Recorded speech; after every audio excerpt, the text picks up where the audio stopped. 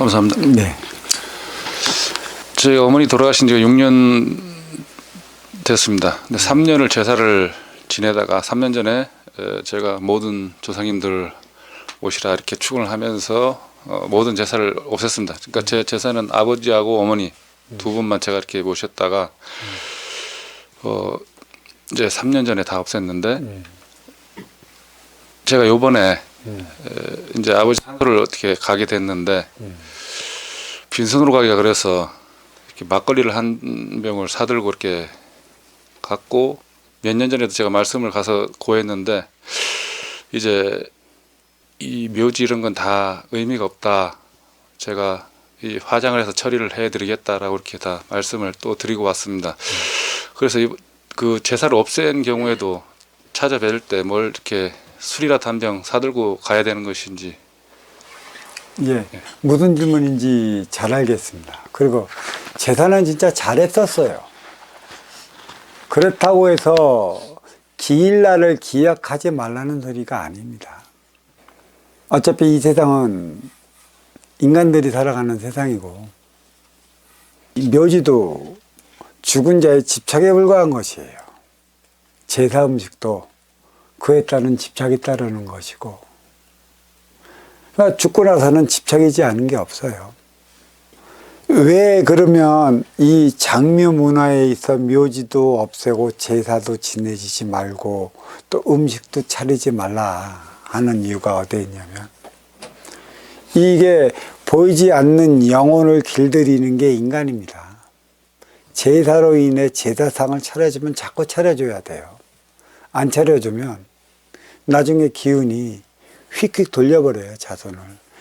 왜냐면 너 왜 해줬던가 올해는 왜 안 해주느냐, 그런 식으로 이렇게 이해하기도 하는 것이고, 형편이 나아지면 잘해줬다, 형편이 또 안 나아지면 음식이 부실하면 그에 따른 또 표적을 주는 게 또 조상들입니다. 이 죽으면 신으로 가는 게 있고 조상신으로 머무는 게 있고, 그러면 구신이 되는 게 있어요. 이 구신이 되는 것은 구천을 떠도는 구신이라 살아생전에 집착이 아주 많은 이들, 그런 이들이 본주를 찾아 들어가질 못해요. 이 본주를 찾아 들어가는 게 이게 천당이라 얘기를 하는 것이고, 또 모든 집착기들이 본주를 찾아 들어가지 못하기 때문에 천도를 하고 무엇을 지내건 본주를 찾아 들어가게끔 하기 위한 행위가, 그러니까 천도가 되고 제도가 되고 그런 행위를 이렇게 말씀드리고 있어요. 묘지가 있고 집착에 있으면 거기 갔다 자꾸 음식 먹으러 온다고. 그러면 인간은 조상에 의해 나의 할 일을 다 저버리고 말아버려요. 여기는 사람과 사람답게 살아가기 위해 형성된 곳이지 죽은 조상을 위해 인간이 매달리기 위한 곳이 아니에요. 이게 유교적 사상이 잘못 뿌리 내리는 바람에 생전에 효도를 하라 해놓고 자기의 삶을 포기하면서까지도 효도하는 게 효자상을 주고 효부상을 주는 이런 웃지 못할 천국이 빚어지고 있어요. 상대성의 원리가 정확히 적용이 됩니다. 자식을 자식답게 살아갈 수 있게끔 키워내야 하는 게 부모지, 그걸 키워내지 못하고 효도만 해라 큰 소리 친다면 되지 않는 거예요. 스승도매 마찬가지야. 제자가 나갔고 제자답게 제자다운 행위를 다 할 때만이 스승이 빛나는 것입니다.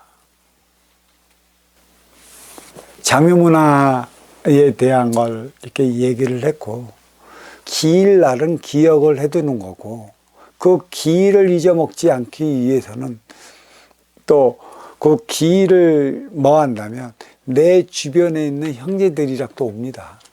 내가 장손이면 그들과 밥 한 끼 먹을 수 있는 밥 한 끼는 해야 하지. 이게 무슨 소리냐면 산 자를 위해 밥하라, 죽은 자를 위해 밥하지 마라. 이것 또한 청탁과 다름없다. 어떤 이들은 제사 때 되면 아버지요 나 좀 도와주쇼 어렵소 하면서 담배 잘 폈으니까 담배 하나 피고 나 좀 도와주시라고 이렇게 제사상에 담배 놓는 이들도 있어요. 그러니까 청탁하고 아부하는 행위야.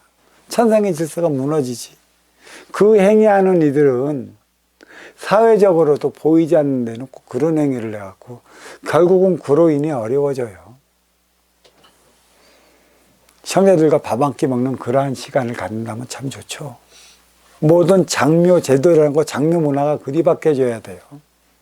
설 문화도 추석 문화도 다르지 않습니다. 음식해서 보이지 않는 조상을 위에 떠받들이는 거 이제는 그게 적폐라고 해갖고 며느리들이 싫어하잖아. 싫어하는 건 이제는 그러한 행위를 아니할 때가 됐다라는 표적인 것이죠. 시간 있는 형제들끼리 모여갖고 밥 한 끼 먹는 거 얼마나 좋아요. 설은 설레이기 때문에 설이에요. 새해가 시작되기 때문에 새해로 시작되는 새해를 맞이하기 위해 우리는 꽃과 옷을 입죠. 인연을 맞이하기 위해. 그러면 최초로 이제 최고로 먼저 맞이하는 게 내 형제자매들이라는 것이죠. 그들로 인해 밥 한 끼 먹고 올 새해는 어떡한 다짐으로 시작을 하겠다. 그래서 새해는 설금이기 때문에 눈이 펑펑 내려. 눈은 희망이고 꿈이고 원천이기 때문에 떡국을 썰어 먹어요. 그 안에는 만두가 있어요. 묵은 음식을 설을 통해 다 이제 털어내기 위한 게 있는 것이죠. 만두 안에 꽉 차 있잖아요.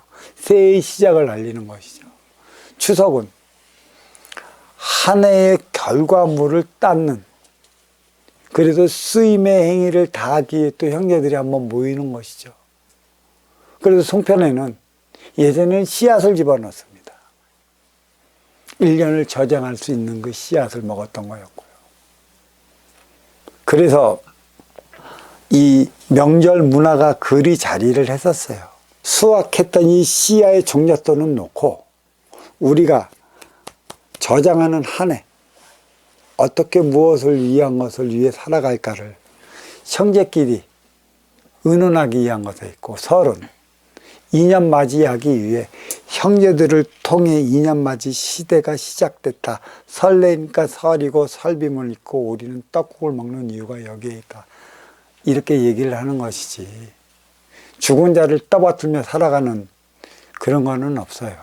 그래서 우리 민족의 전후반으로 따진다면 진정한 설은 1988년도 서울올림픽 때였다 이렇게 말씀드리는 것이고, 간소화하고 나는 내 앞에 온 인연과 하나 되어 살아갈 때 나의 업을 사하는 것이지, 죽지 못해 벽에 똥칠하고 살아가는 부모 공양하는 것도 그것도 내가 잘못 살은 내 표적이에요. 인간은 정확하게요, 죽을 때 되면 눈을 감아야 돼요. 눈을 감지 못하는 것도 자식들이 그에 따른 삶을 다하지 못하기 때문에 내리는 표적인 것이죠. 갈수록 요양원이 늘어나는 이유가 거기에 있는 것입니다. 왜? 우리 인간 사회는 인간이 많이 늘어나든 늘어나지 않든 교도소는 갈수록 늘어나. 교도소는 갈수록 늘어나면 범죄자들이 없어져야 되잖아. 유발자에 대한 처벌을 논하지 않은 상태에서 희생자는 행위자들만 갖고 범죄인이 뭐인이 놀고 나니까 유치장은 늘어날 수밖에 없어요. 그러면 범죄자를 만드는 이들이 누굴까요? 중상층, 상층의 인연들이에요. 그들이 자기 걸 지키기 위해 너는 도둑놈이다 그런 거야. 그래서 여기 신앙까지 한몫 더 하잖아. 너 그러면 지옥 간다 그래.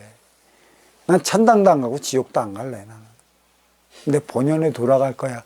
여기서 주어진 나의 소임을 다할 거래도. 유교적 사상의 적폐가 아직까지 많이 휘둘려져 있어요. 우리 나이 먹어가면 먹어갈수록 대접을 받기를 원하는, 아마 아날로그 세대부터 이게 좀 없어져야 되는데, 보면 내가 어려서의 할아버지 할머니는 그나마 인자한 얼굴이었던 걸로 기억이 돼. 근데 아날로그 세대이면서 지금 아날로그가 늙어가는 거 보면 험악해. 진짜 험악해. 나의 삶을 다하지 못했다는 사실이 오행으로 나타나는 것이걸라. 무엇을 위해 살아야 하는지도 모르는 것이걸라. 그건 아주 잘한 거예요. 기억만 해두시면 되는 것이고, 그에 따른 삶을 살아가기 위해 노력하고 있다는 사실만 내 마음속으로 염해서 고하기만 하면 돼요. 그 아주 괜찮은 것입니다.